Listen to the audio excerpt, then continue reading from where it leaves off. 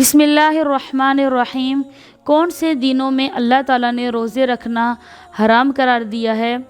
اللہ تعالیٰ نے 5 ایسے دن ہیں جس میں اللہ تعالیٰ نے روزہ رکھنا حرام قرار دیا ہے۔ ایک تو عید الفطر کا دن ہے، ایک ہے عید الاضحیٰ۔